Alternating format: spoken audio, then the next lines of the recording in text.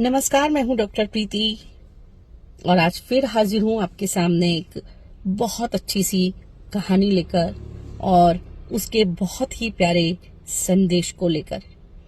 देखिए, हमारी जो आज की कहानी है वो है हमेशा सीखते रहो, निरंतर सीखते रहो। तो चलिए हम शुरू करते हैं अपनी आज की कहानी।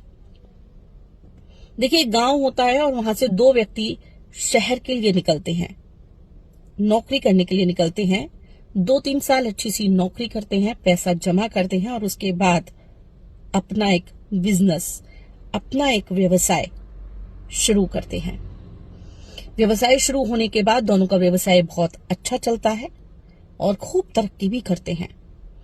उनमें से जो पहला व्यक्ति होता है वो अपनी तरक्की को देखकर इतना खुश होता है कि वो ये सोचता है कि मुझे अब किसी भी इंसान की सलाह की, मशवरे की जरूरत नहीं है और खूब धन कमाने में लगा रहता है।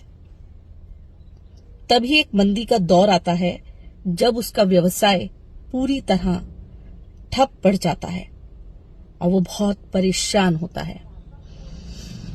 तभी वो निश्चय करता है कि वो जो दूसरा व्यक्ति गांव में उसके साथ शहर आया था वो उसके पास जाएगा और उससे पूछेगा कि उसका व्यवसाय कैसा चल रहा है।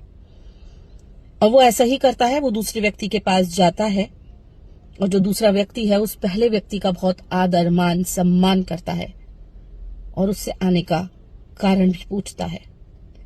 तभी पहला व्यक्ति कहता है कि मैं आज तुम्हारे पास आया हूं ये पूछने के लिए कि इतनी मंदी में भी तुम्हारा जो व्यवसाय है वो इतना अच्छा कैसे चल रहा है, क्या कारण है उसके पीछे।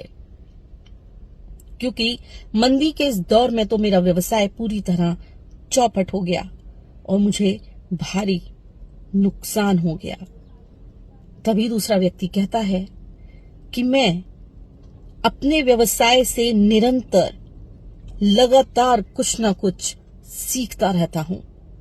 मैं अपने व्यवसाय को एक पाठशाला की तरह मानता हूं, जहां पर हर रोज दिन प्रतिदिन उतार चढ़ावों के साथ मुझे कुछ ना कुछ सीखना है।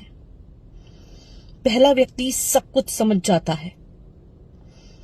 जो वो दूसरा व्यक्ति कहना चाहता है, पहले व्यक्ति को सब कुछ साफ साफ नजर आ जाता है कि उसने घमंड किया, उसने एक सीखने की प्रक्रिया को छोड़ दिया और इस घमंड में आ गया कि उसे अब अपने इस व्यवसाय में जो इतना अच्छा चल रहा है किसी की जरूरत नहीं है, किसी सलाह की जरूरत नहीं है, किसी के मशवरे की जरूरत नहीं है, जबकि वो गलत था।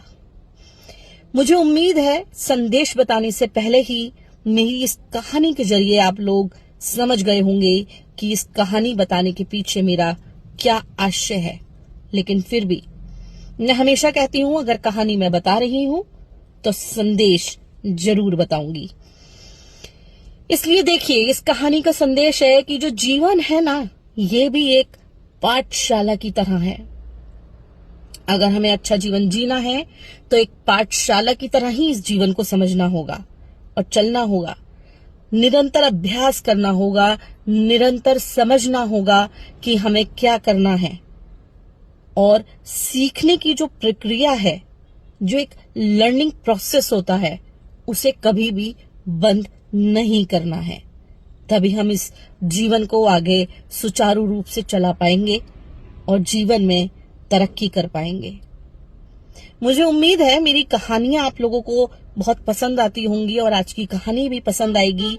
और अगर पसंद आती है तो आप प्लीज लाइक करें, कमेंट्स करें और मुझे बताएं कि मैं आपको किस तरह की कहानियां लेकर आऊं आपके लिए और आप मेरी कहानियों से कितना कुछ सीखना चाहते हैं। आप प्लीज मुझे कमेंट्स करें, लाइक करें और प्लीज मेरी इन कहानियों को शेयर करना ना भूलें। नमस्कार।